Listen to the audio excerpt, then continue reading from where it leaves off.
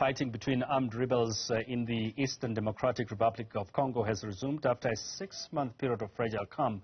The latest hostilities are taking place in North Kivu province near the country's border with Rwanda and Uganda.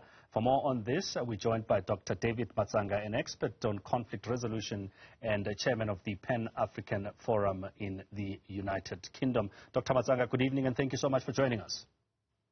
Good evening, sir. Good evening, all of you across the continent of Africa watching us and listening to our conversation this evening. Fantastic. Thank you so much for making this time. Dr. Matsanga, let's just look at that. I mean, the conflict in the Eastern DRC has flared up again. And I mean, this is something that really there was a little bit of calm. What do you think at this point has led to this resumption of these hostilities, as it were? First of all, there are several factors, and as I've said elsewhere, in all my stand, I have been part and parcel of these peace processes in Sun City, in Lusaka, in every place I've been there when Congolese have tried to put their country together. But there are several factors that always bring up all, and they are the same factors, starting from external influence, external extraction of gold, mine, diamonds and so on, minerals, interference by neighboring countries, all the 9 members of the Congo that surround Congo, including President Tshisekedi himself, are not honest, are not sincere people. That is why this conflict might never end.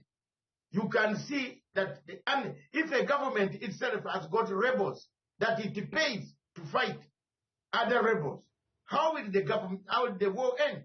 So the current upsurge of the conflict is as a result of fear for elections. There is an election coming in December. Mr. Tshisekedi wants everybody out of Congo, the UN out, the East African Stabilizing Force out, so that he can tell the people that I can't hold elections. There is a security in the country. That is one of the factors. And 2, there is quite a lot of internal dynamics, the tribal element. The West does not see the East. The West calls the East Banamulenge or Tutsi or Rwandese. And the Rwandese are part and parcel of Congo. The Berlin Conference found us, took us, put us there. So these are some of the factors. Plus the countries, the companies that are mining lithium, the countries that are not honest. All leaders around that Congo, 9 of them plus Congo 10, they are not honest leaders. We're also seeing a power shift, Dr. Matsanga, in the Masisi area. Do you think that also plays a role in what we are seeing, this impasse flaring up once again? In Masisi, there is a new group that has come up calling itself Wazalendo. Funds this Wazalendo. It's the government. The Wazalendo have picked up arms because they have nobody else to help them. They are fighting the M23. But if you ask the leaders, you see, I have attended most of the conferences, meetings of these leaders. All of them, when they come to table, none of them tells you that I arm these rebels. I have also attended the meetings of the rebels themselves. None of the rebels can tell you that I am armed by a country X. All of them shy away, and such a conflict cannot be negotiated. If you don't tell us the source of your arms, if you don't tell us that you arm these people, how are we going to bring a peace process in Congo? Impossible. So the group that has come up in Masisi now is called Wazalendo Group. Wazalendo, if you know some Swahili, which means patriotic fighters who are out now to defend their homeland, to defend their mothers from being raped by M23 and other rebels. So they have much room. That's another group added to 131 rebel groups that are in the DRC Congo. In all this, Dr. Matsanga, where's the Congolese army? Well, which army? Congo has no army. I think they call it Congolese rebel. It has no army. Congolese army is ill-equipped to fight. It can't fight a war. It can't fight a war. The Congolese army are busy in Kinshasa, but not available in all parts of Congo. The morale of the Congolese army is so low. Yet Congo has got a lot of resources. It should have equipped its army to be able to flush out some of these small rebel groups and take over control to protect the citizens. But the Congolese army is a ragtag rebel army. I don't think it is an army at all. You touched on the issue of as to who is funding or arming these multi-rebel groups that we are talking. I mean, do we have an idea who is funding them, who is arming them, and what is their interest, if any, in the issue? First of all, the group of Interahamwe that fled the Hutu extremists are in Congo. They went in Congo in 1994. Those have one group that you can identify, that it has been selling diamonds, gold, everything. They are very powerful. And they were supported by the Congolese army. Let's talk facts. And then we have the group, this M23, is supported by countries like, they have a base. You know, when they hit, where do they go? Where do they go? If they are defeated, where do they run? Where do they get these guns? The powerful guns that are more powerful than the Congolese army. There must be a country that is funding them. That's why I've told you. And in a nutshell, I'm telling you, the leaders, 9 of them, all lead 9 countries surrounding Congo, have a problem with all of us, including the Congolese government. Mr. Tshisekedi himself also funds rebel groups. The government funds some rebel groups. We have been told this by the rebels themselves in meetings. So, how do you solve such a situation? Is there an opportunity, Dr. Matsanga, for a possible conflict resolution in these areas? And then I'm asking this looking at possibly assistance from neighboring countries, from the African Union, or even from outside the continent, as it were. African countries? Which neighboring countries, you are saying? Some of the neighboring countries are part and parcel of the problem. So how are you going to have a solution here? At least Uganda, which I know, has gone in officially.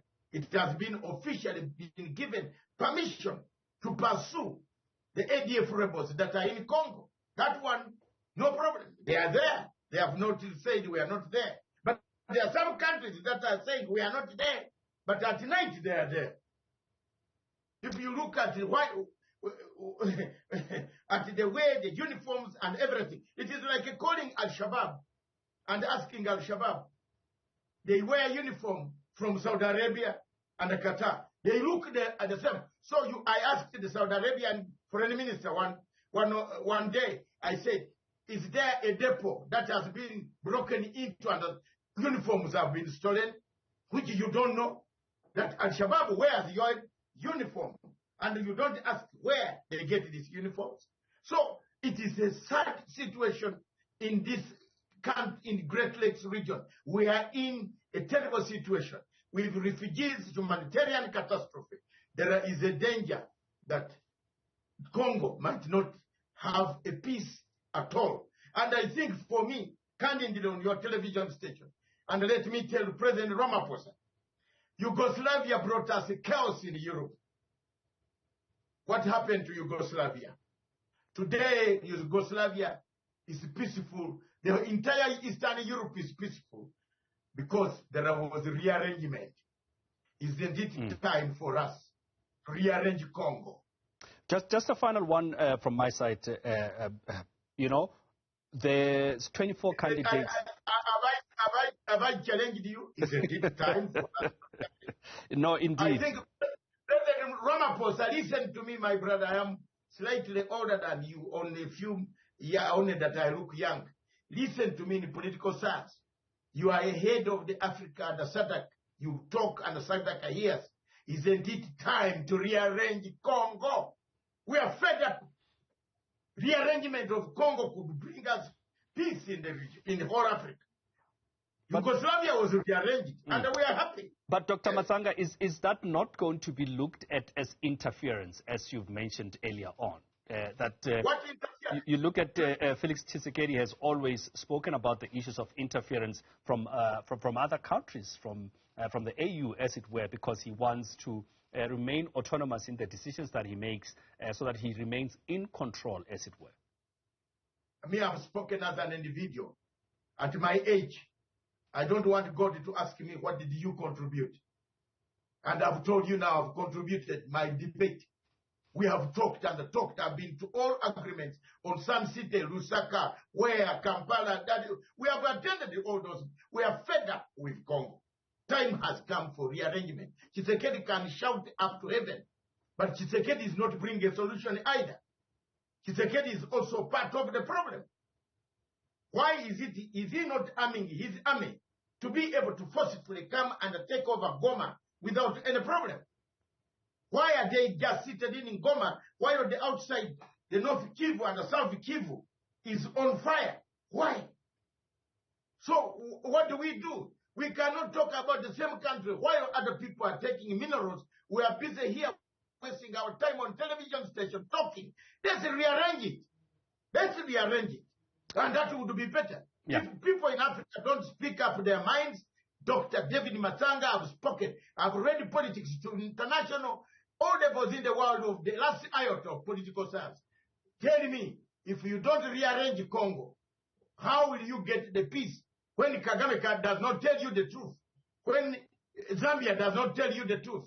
When Congo Brazzaville does not tell you the truth? The French are there collecting minerals. When another country is not telling the truth, at least for me, Uganda is peacefully, it was allowed to go there, and it is pursuing the rebels. I have no quarrel with that. But some countries are collecting minerals from this nation, and therefore they tell us, oh, let's sit and wait, let's go for peace process. Which peace process can come when there is no honesty? Which one? All right, Dr. David Matsanga, we're going to have to leave it there. Unfortunately, we're out of time.